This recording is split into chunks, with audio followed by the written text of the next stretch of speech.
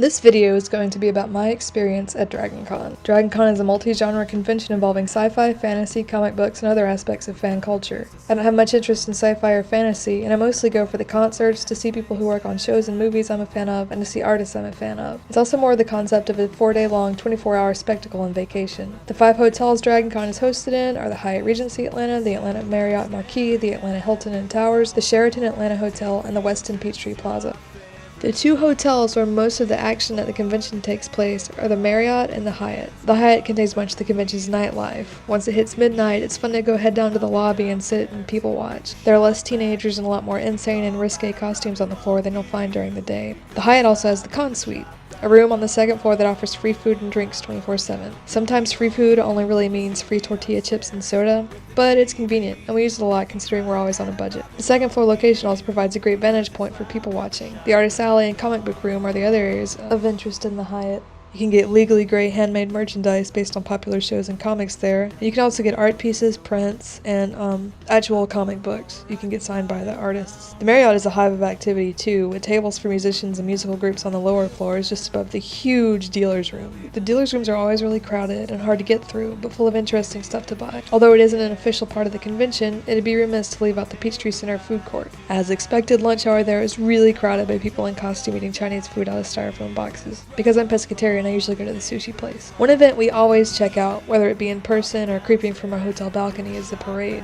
It's full of people in costumes and famous actors and is a huge spectacle. For me personally, the events I care the most about are the Venture Brothers panel, the Venture Brothers signing, the Jonathan Colton concert, the Voltaire concert, and the Gonzo panels. Venture Brothers is an Adult Swim cartoon headed by Jackson Public and Doc Hammer that I've been a fan of for years. Public and Hammer are my favorite showrunners, and they're really friendly, creative, and entertaining people. Jonathan Colton is a musician who writes songs about math and vampires, who is best known for writing the music for the ending to Valve's Portal games.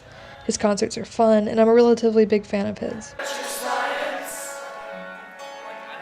The Gonzo panels involve Hammer, Public, Colton, and other personalities like actors and musicians, and they're incredibly entertaining and bizarre, involving quiz shows and skits.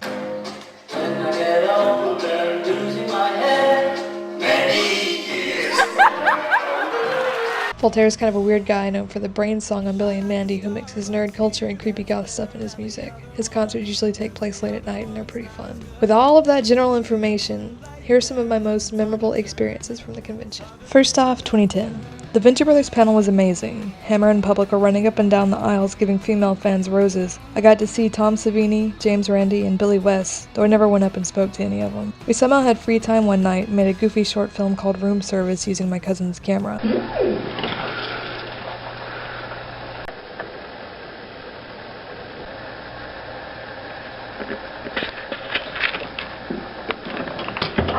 The Voltaire concert was also pretty fun. It was his son's first DragonCon, and he brought his son on stage with him. In the comic area, I got to meet Tessa Stone, who used to do the Hannah's Not a Boy's Name webcomic, and Eric Powell, who writes and draws The Goon, a Dark Horse comic that they're trying to get a movie of made.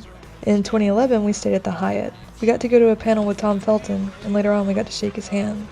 While we were waiting in line for Felton, Christopher Lloyd walked right by us, and Brent Spiner walked up to talk to someone next to us, which was cool. For 2012, we stayed at the Marriott. We decided to check out the Apocalypto Disco, and it ended up being really, really fun.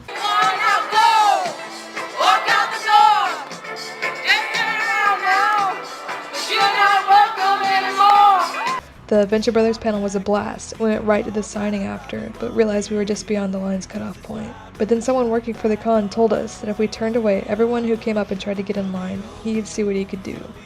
So we ended up being the last 2 people in line for the signing, which was really cool. Well, there you go. Those are some highlights from my 3 years attending the convention. I've already bought my pass for 2013, and I plan to keep going for as long as I'm able to.